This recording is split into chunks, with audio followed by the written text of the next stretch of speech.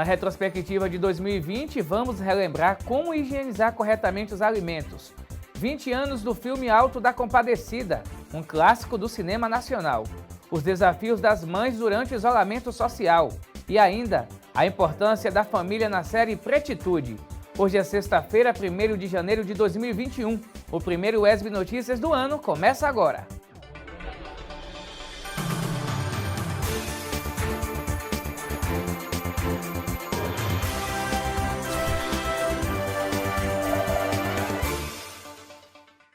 Olá, tudo bem? Seja bem-vindo ao ESB Notícias, informação, formação e conhecimento. A gente começa o ano de 2021 reunindo os melhores momentos dos quadros e séries especiais que exibimos durante todo o ano de 2020. E nada melhor do que reforçar a importância de higienizar corretamente os alimentos, para garantir a saúde e a proteção até mesmo contra o coronavírus. Acompanhe agora no Alimente-se Bem.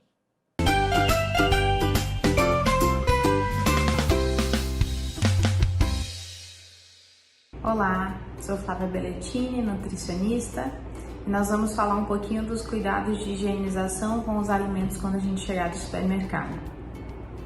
Uma dica legal para a gente fazer nesse período de Covid-19, onde a gente tem que tentar ser o mais rápido possível no supermercado, é fazer uma listinha de compras.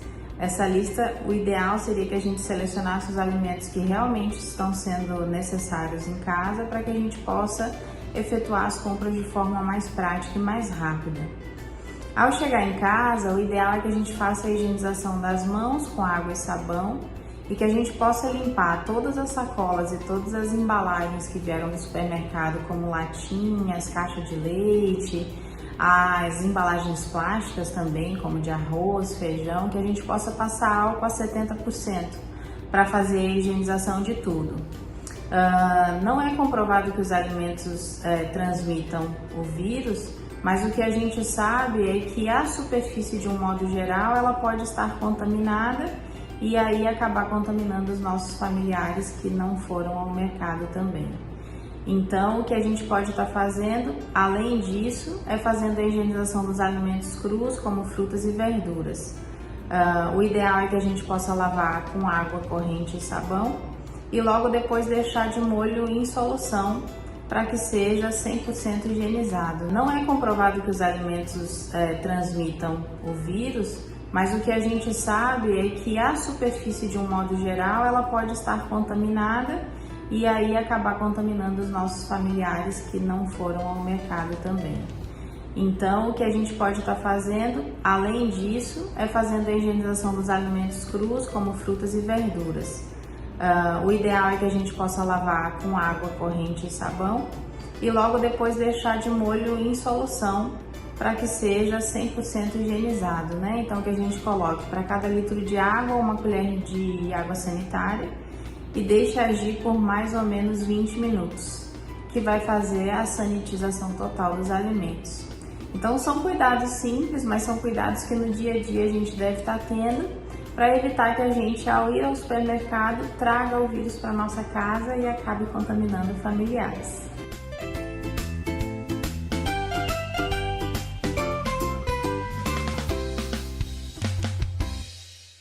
A pandemia da Covid-19, sem dúvidas, marcou o ano de 2020 e mudou a rotina da população. Tivemos que nos adaptar com o novo normal e lidar com o distanciamento das pessoas queridas. Na série Mães na Quarentena, a repórter Joana Rocha mostrou realidades de diferentes mães durante esse isolamento social.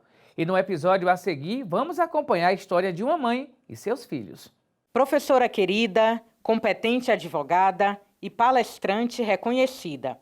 Évila Carrera é a multiprofissional que também desempenha a principal função de sua vida, o papel de mãe.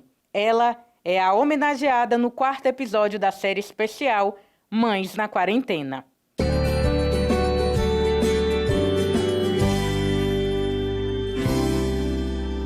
Continuo trabalhando, seja na universidade, por meio de videoaulas, seja na advocacia, atendendo e dando suporte aos meus clientes, sendo infoprodutora, ou seja, fazendo lives, gravando vídeos, produzindo conteúdos para as redes sociais.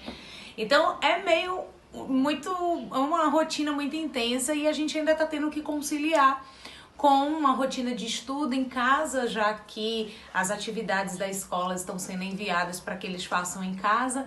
Então a gente vira um pouco de professora de filho, professora dos alunos, vai alternando. E aí tem que fazer silêncio porque mamãe vai gravar vídeo, tem que fazer silêncio porque hoje é dia de live. E aí o som vaza porque é um corre-corre, é menino brincando, é menino pulando. Afinal, tem muita energia, brigando também, afinal tem muita energia aqui acumulada, mas a gente tem, por exemplo, algo que está sendo muito rico, é o fato de estarmos tendo momentos para orar em família.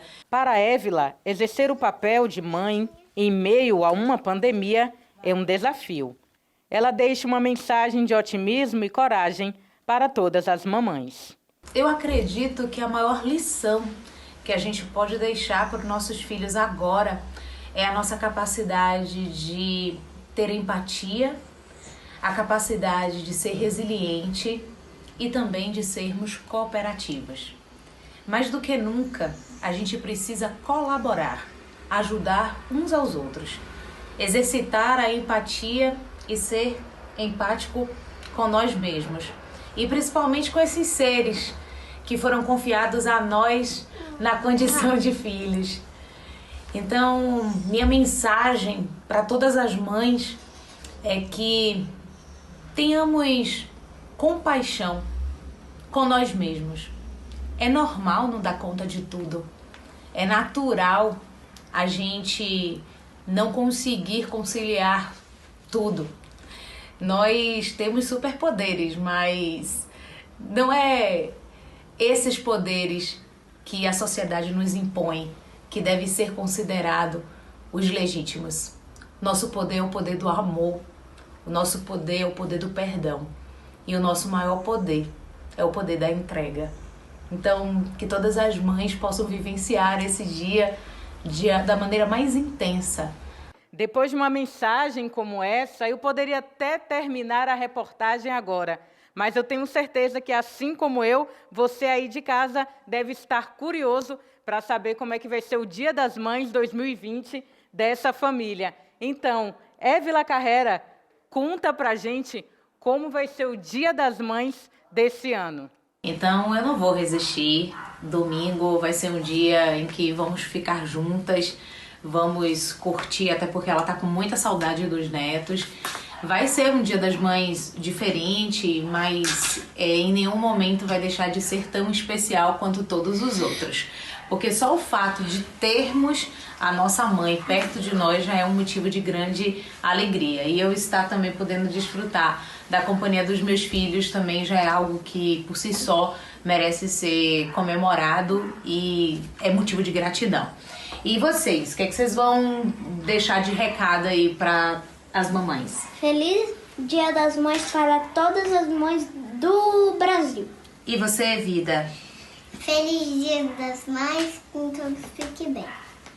Pois bem.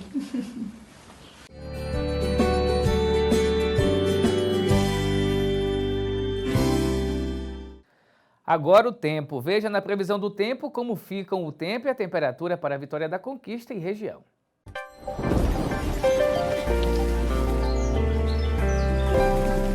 Em Vitória da Conquista, o tempo segue aberto e firme e sem possibilidade de chuva. A mínima registrada é de 19 graus e a máxima de 30 graus. Já no sábado, o tempo segue parcialmente nublado, com a mínima de 15 graus e a máxima de 27 graus. Confira agora a previsão do tempo para outras cidades da região. Céu com poucas nuvens e o tempo segue aberto embrumado e sem possibilidade de chuva. Por lá, a temperatura oscila entre 19 e 32 graus. Em Tapetinga, o tempo continua aberto e com céu limpo. A mínima é de 19 graus e a máxima não passa dos 30 graus. Céu sem nuvens em Jequié e o tempo segue aberto e sem possibilidade de chuva. Os termômetros variam entre 20 e 32 graus. E no próximo bloco você vai continuar acompanhando os melhores momentos de 2020. O intervalo é rapidinho, voltamos já.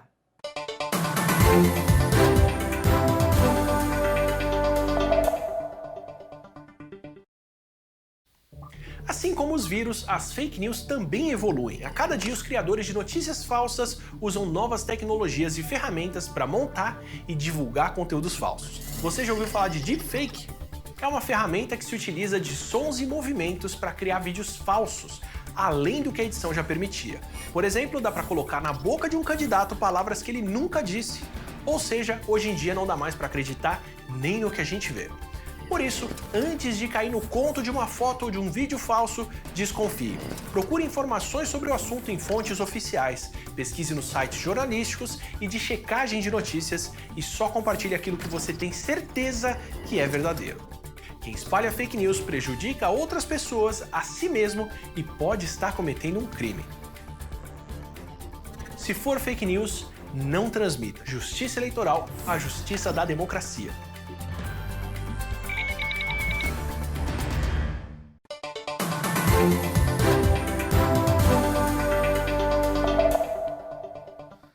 Estamos de volta com o ESB Notícias e no quadro Imagem e Movimento, Isaura de Matos traz uma homenagem aos 20 anos do filme O Alto da Compadecida, uma história que reflete com maestria a realidade da população brasileira.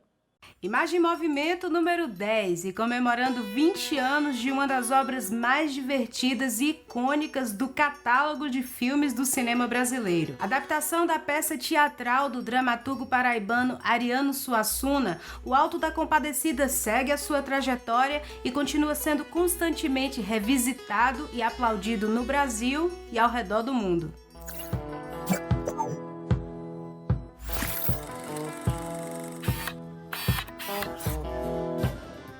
O Alto é uma composição teatral surgida na Espanha durante a Idade Média, que geralmente possui elementos cômicos e quase sempre quer passar alguma lição de moral. Os personagens simbolizam as maiores virtudes ou vícios dos seres humanos e podem ser representados por arquétipos bem definidos, como anjos, demônios, santos. Aqui no Brasil, essa forma de expressão ajudou bastante na conversão dos índios ao catolicismo no século XVI. A peça Alto da Compadecida foi escrita em 1955 e um ano depois já estava estreando nos palcos. No cordel de Leandro Gomes de Barros, 2 folhetos inspiraram Ariano: O Testamento do Cachorro e O Cavalo que Defecava Dinheiro. Já o personagem João Grilo, um tipo de sujeito pobre, mas aproveitador, já existe tanto no folclore do Brasil como de Portugal. Espreme, não saiu uma ideiazinha. Não desanime, não vai ver fundo. Você olha pra ele, você pode achar que ele é meio abobado, mas na verdade ele tá dando a volta por cima de todas, enganando todo mundo, sobrevivendo a todo custo. A adaptação da história para o cinema também foi influenciada pelo Decamerão, do poeta italiano Giovanni Boccaccio, que é uma coleção de 100 novelas escritas no século XIV, inclusive durante a pandemia da peste negra, que dizimou boa parte da população e causou diversas revoltas que levaram à crise feudal. O Decamerão é considerado um marco da literatura ocidental europeia, começando a discutir valores terrenos, os vícios, as virtudes dos seres humanos e não mais os tropeços espirituais. Mas voltando ao Alto da Compadecida, a história se passa em Taperoá, sertão da Paraíba dos anos 30. E é nesse contexto que Chicó e João Grilo, 2 amigos nordestinos, homens simples, caminham pelas ruas anunciando a paixão de Cristo, o filme mais arretado do mundo, até conseguirem um emprego na padaria de um cidadão chamado Eurico, que é casado com a Dora. Tudo começa quando a cadelinha que o casal tinha como filha morre. Então cabe à dupla convencer o padre a realizar o enterro em latim. Afinal de contas, ela era uma cristã devota e havia deixado um testamento de 100 contos de réis para a igreja. Nesse meio tempo, Chicó se envolve com Dora, mas acaba perdido de amor mesmo é por Rosinha, filha de Antônio Moraes. O objetivo dos dois passa a ser então o casamento entre Chicó e Rosinha e a tomada de uma porca de barro cheia de dinheiro, que é o dote deixado para ela. Porém, os planos são interrompidos com a morte de Grilo, causada pelo cangaceiro Severino. Mas o grande ápice da história é quando todos se encontram no julgamento do Tribunal das Almas, onde os seus destinos são decretados por Nossa Senhora de Compadecida e surpreende a todos. E essa fabulação cheia de peripécias e reviravoltas inspirou diversas adaptações. Em 1969 ganhou a primeira versão cinematográfica, A Compadecida. Em 1987 foi a vez de Os Trapalhões no Alto da Compadecida. Mas o grande boom viria em 1999, com a minissérie de 4 episódios produzida pela Rede Globo, escrita pela Adriana Falcão, João Falcão e Guel Arraes, que também dirigiu. O sucesso foi tanto que no ano seguinte o Alto da Compadecida invadiu também as salas de cinema e bateu o maior recorde de bilheteria do ano 2000. Foram mais de 2 milhões de espectadores. Como foi filmada em películas de 35mm, que é o formato cinematográfico por excelência, foi cortada aproximadamente 1 hora de fala e o som foi remixado para que a série fosse transformada em filme. É claro que o roteiro também precisou ser rearticulado, mas acompanhando a própria estrutura do texto teatral e principalmente as referências do próprio autor, como Santo e a Porca e Torturas de um Coração. E eu nem preciso citar o elenco de ponta composto por atores veteranos que dispensam comentários, como Fernanda Montenegro, Lima Duarte, Rogério Cardoso, já falecido, o Marco Nanini, fabuloso no papel do cangaceiro, a Dora maravilhosa, composta pela Denise Fraga, e claro, os grandes Matheus Natchegali e o Celton Mello, que até hoje têm as suas carreiras marcadas por esses 2 grandes personagens que compuseram nesse trabalho, que é considerado uma das maiores realizações da Rede Globo e um dos maiores filmes do Brasil. Mas por que essas caras de espanto? A porta! Por acaso eu sou algum monstro? E ao contrário do que se pensa, o sertão chegou de barco aqui no Brasil. Os tupis e outros povos habitantes do litoral não conheciam esse conceito. Foram os portugueses que o trouxeram, assim como trouxeram a casa, a rua, a igreja, a cidade, o cachorro, o galo. O sertão não é estático. Ele foi apontado pela primeira vez na pena de Pero Vaz de Caminha, para designar as terras onde terminava a areia da praia. Com o tempo e a diferenciação da sociedade brasileira, ele foi se restringindo às terras pouco povoadas de pecuária, ao norte do país. Foi para esse sertão que viajou Euclides da Cunha, em 1897, para descrever a Guerra de Canudos, o sertanejo e sua terra, em Os Sertões. O sertão de Graciliano Ramos, Glauber, Portinari, o sertão de Ariano Suassuna. Se o sertão foi inventado, se isso tudo aqui é verdade? Não sei. Só sei que foi assim. E não se esqueçam, mentira com fé nem sempre é pecado. Eu vou ficando por aqui. Até o próximo Imagem em Movimento.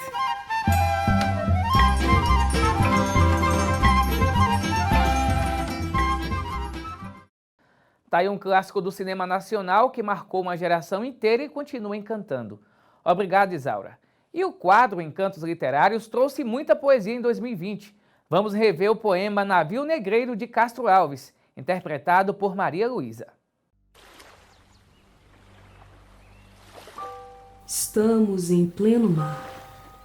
Doido no espaço, brinca o luar. Dourada borboleta. E as vagas após ele correm e cansam como turba de infantes inquieta. Estamos em pleno mar.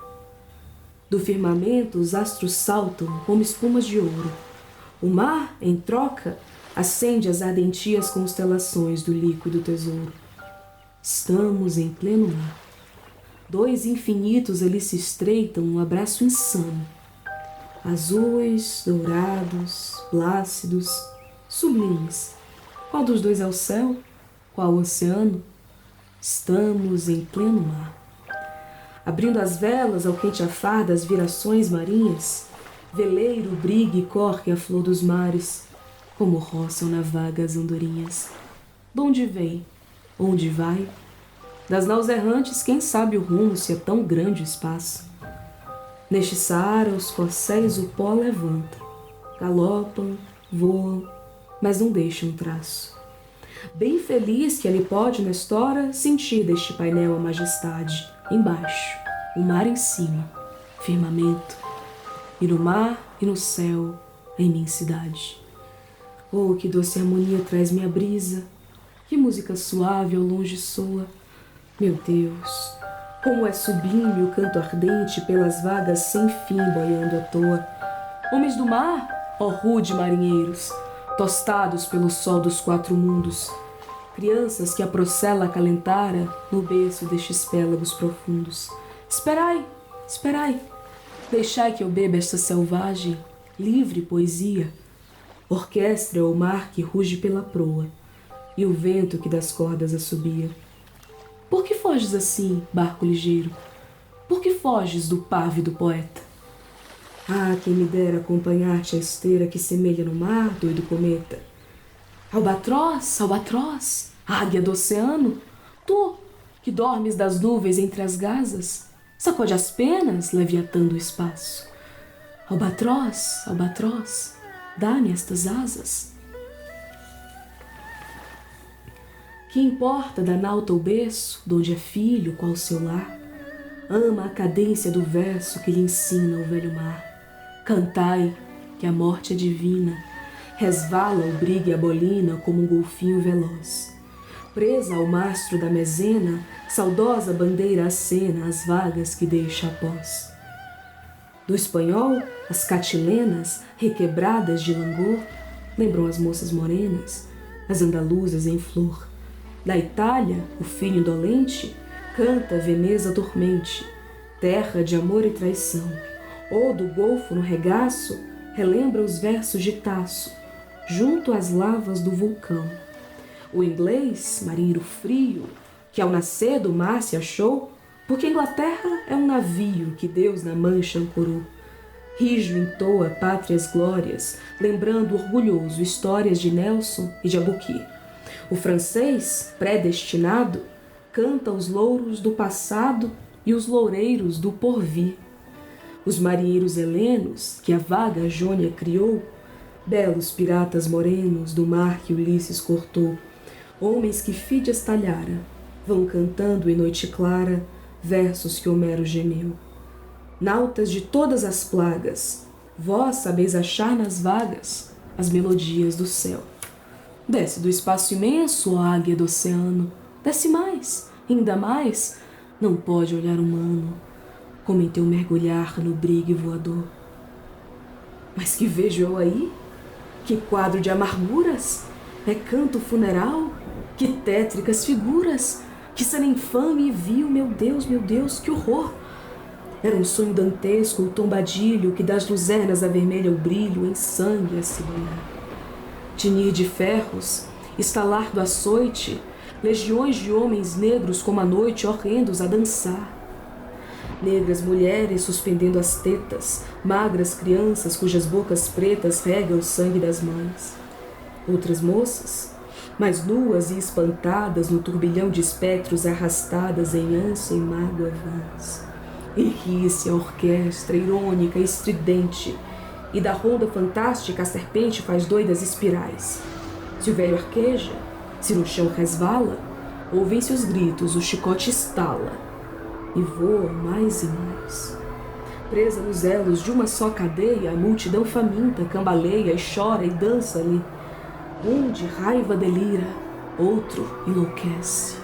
Outro que martírios embrutece, cantando, geme e ri. No entanto, o capitão manda a manobra e após, fitando o céu que se desdobra tão puro sobre o mar, diz do fumo entre os densos nevoeiros, vibrai rijo o chicote, marinheiros, fazei-os mais dançar. E ri-se a orquestra irônica e estridente, e da ronda fantástica a serpente faz doidas espirais. Com o sonho dantesco as sombras voam, gritos, ais, maldições, preces ressoam. E ri-se Satanás.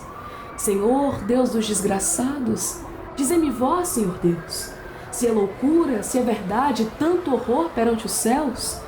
Ó mar, por que não apagas com a esponja de tuas vagas, de teu manto este borrão? Astros, noites, tempestades, rolai das imensidades, varrei os mares, tufão. Quem são estes desgraçados, que não me encontram em vós mais que o rir calmo da turba que excita a fúria do algoz? Quem são? Se a estrela se cala, se a vaga pressa resvala como um cúmplice fugaz perante a noite confusa, dize-o tu, severa musa, musa libérrima, audaz. São os filhos do deserto, onde a terra esposa a luz, onde vive em campo aberto a tribo dos homens nus. São os guerreiros ousados que, como tigres mosqueados, combatem na solidão, Ontem simples, fortes, bravos. Hoje míseros escravos, sem ar, sem luz, sem razão. São mulheres desgraçadas, como Agar o foi também, que sedentas, alquebradas, de longe, bem longe vêm, trazendo com tíbios passos, filhos, algemas nos braços, na alma, lágrimas e fel. Como Agar sofrendo e tanto, que nem leite de pranto tem que dar para Ismael. Lá nas areias infindas das palmeiras no país nasceram crianças lindas, viveram moças gentis. Passam dia a caravana, quando a virgem na cabana cisma da noite nos véus. Adeus, Oxóssi do monte, adeus, palmeira da fonte, adeus, amores, adeus. Depois, o areal extenso, depois o oceano de pó, depois no horizonte imenso, desertos.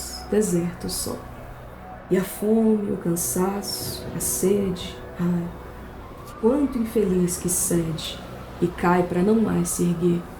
Vaga um lugar na cadeia, mas o chacal sobre a areia acha um corpo que roer. Ontem a serra leoa, a guerra, a caça ao leão, o sono dormido à toa sob as tendas da amplidão. Hoje, o porão negro, fundo, infeto, apertado e imundo, tendo a peste por jaguar, e o sono sempre cortado pelo arranco de um finado e o baque de um corpo ao mar. Ontem, plena liberdade, a vontade por poder. Hoje, cúmulo da maldade, nem são livres para morrer. Prende-os a mesma corrente, férrea, lúgubre serpente, nas roscas da escravidão, e assim, zombando da morte, dança a lúgubre corte ao som do açoute e risão. Senhor, Deus dos desgraçados, dizei-me vós, Senhor Deus, se eu deliro ou se é verdade tanto horror perante os céus? Ó mar, por que não apagas com a esponja de tuas vagas de teu manto este borrão? Astros, noites, tempestades, rolai das imensidades, varrei os mares, tufão. Existe um povo que a bandeira empresta para cobrir tanta infâmia e covardia, e deixa transformar-se nesta festa em manto impuro de bacante fria. Meu Deus, mas que bandeira é esta que imprudente na gávea tripudia? Silêncio. Musa chora tanto que o pavilhão se lave do teu pranto. Auriverde, pendão de minha terra, que a brisa do Brasil beija e balança, estandarte que a luz do sol encerra e a promessa divina da esperança. Tu, que da liberdade após a guerra foste hasteado dos heróis na lança, antes te houvessem roto na batalha que servires a um povo de mortalha. Fatalidade atroz, que a mente esmaga, extingue nesta hora o brigue imundo, o trilho que Colombo abriu nas vagas como um íris no pélago profundo. Mas é infame demais, da etérea plaga, levantai-vos, heróis do novo mundo. Andrada, arranca esse pendão dos ares. Colombo, fecha a porta de teus mares.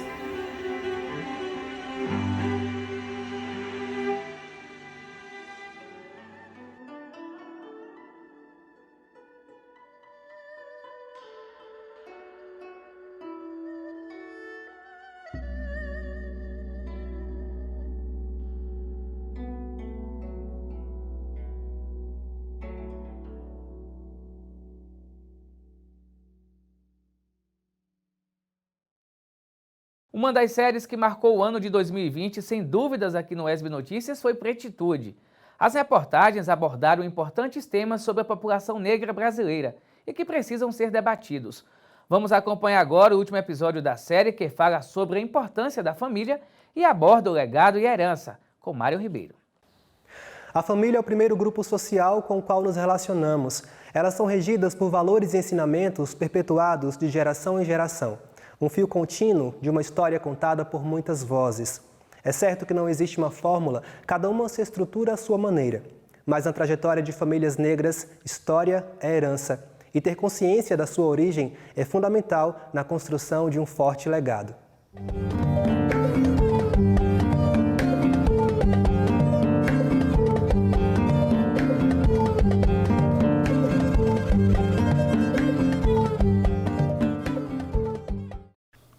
As fotos retiradas do álbum de família são para Sara as recordações de uma infância marcada pelo acolhimento e pelo afeto, sentimento presente em todas as ocasiões. Ao lado de seu marido Rony e do pequeno Ben, ela lembra como foi crescer no seio de uma família negra. As minhas maiores lembranças assim da infância, de ter sido criada numa família negra, era a união. Eu cresci em um quintal muito cheio de primos e primas, todos negros, e assim, aquela união, aquela coisa da avó, acolher, aquela coisa de família grande, sabe? A gente se entendia, a gente sabia quem era, ninguém questionava sobre a nossa cor, porque nós éramos todos iguais. Isso, de certa forma, foi muito bom para uma criança, mas fez com que eu demorasse um pouco para me entender como adulta. Tem coisas que aconteceram na minha infância, assim, fora do meu núcleo familiar, por exemplo, enquanto mulher negra, que eu só vim compreender que era culpa do racismo grande, quando eu passei a me questionar quem eu era enquanto sociedade. Essa consciência, nascida após um questionamento tardio, hoje é prioridade na criação do filho. Eu acho muito importante bem saber onde ele pode chegar, mas eu também acho muito importante bem saber quem ele é enquanto pessoa nessa sociedade, para que ele possa se empoderar, para que ele possa se impor, para quando aconteça qualquer coisa com ele, qualquer frase, qualquer olhar, ele saiba por que foi e saiba se defender disso. Eu acho que o que acontece na nossa infância reflete muito no que vamos ser enquanto adultos. E a nossa família sempre foi muito planejada, muito esperada. Desde quando a gente se conheceu, eu e Rony, a gente sempre planejou.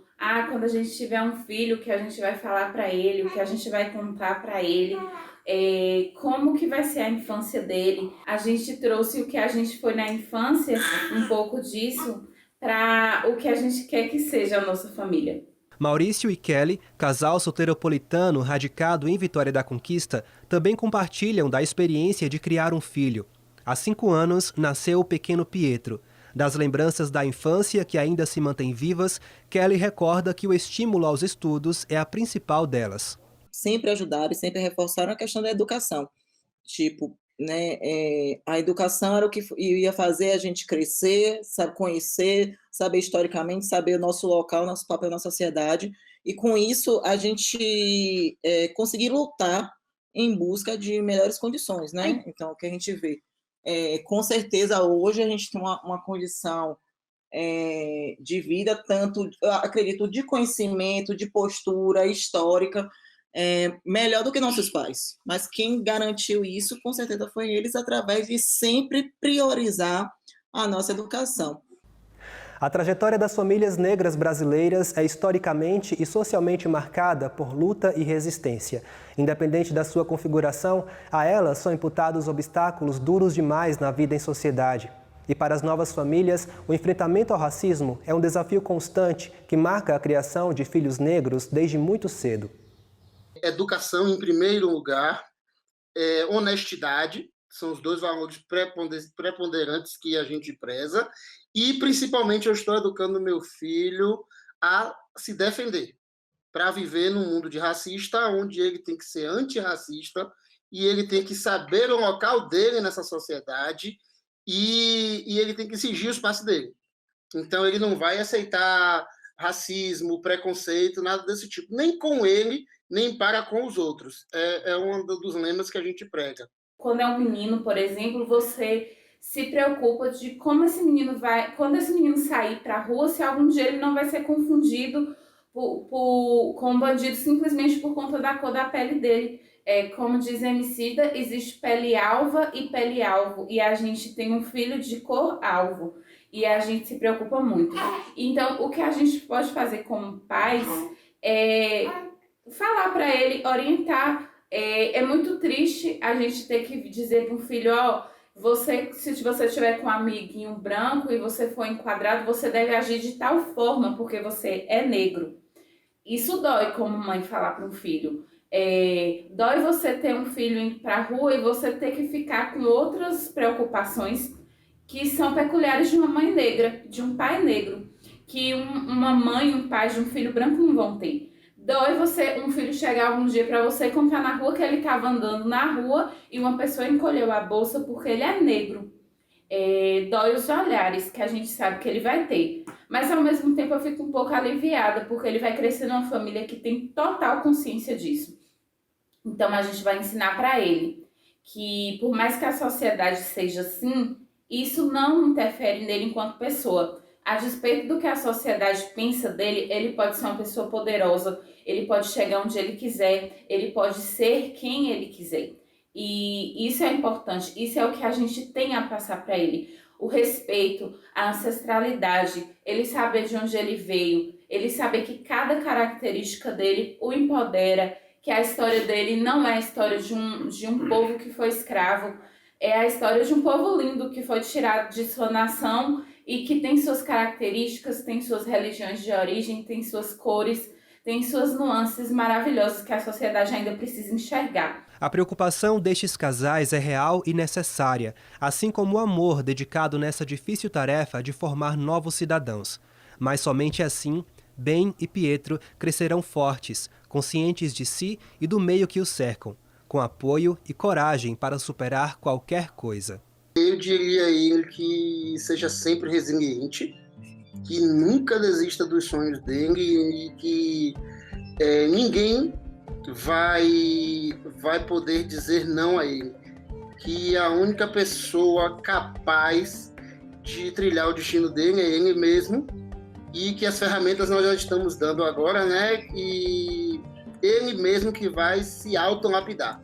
Eu diria, filho, lute. Se ele vai viver lutando, respeitando, né, independente de todas as dificuldades na vida, ele vai conseguir vencer e ser uma pessoa de valor. Então é meu filho, lute. E a gente quer que ele use a consciência dele de cor para se empoderar, para chegar e falar, não, eu sou negro, eu sou lindo, eu sou maravilhoso e eu posso chegar onde eu quiser porque eu sou igual, porque eu sou inteligente, porque eu mereço ter as mesmas chances de qualquer criança, de qualquer adolescente, de qualquer adulto. Então eu diria para ele assim, voe, sabe? Voe o mais alto que você puder e seja quem você sempre sonhou.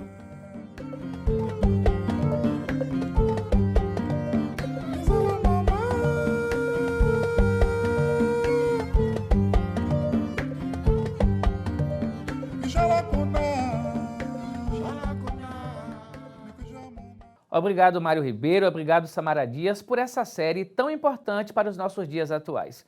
O ESB Notícias vai ficando por aqui. Acesse o nosso canal no YouTube para rever os nossos telejornais.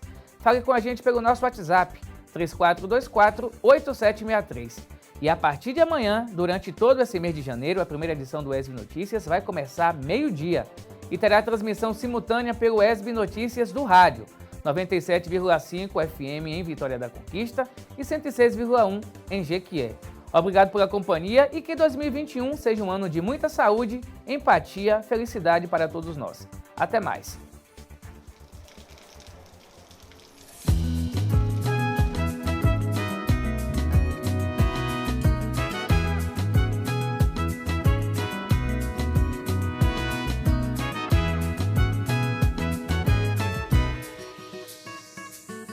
Andar com fé eu vou, que a fé não costuma falhar. Andar com fé eu vou, que a fé não costuma falhar. Andar com fé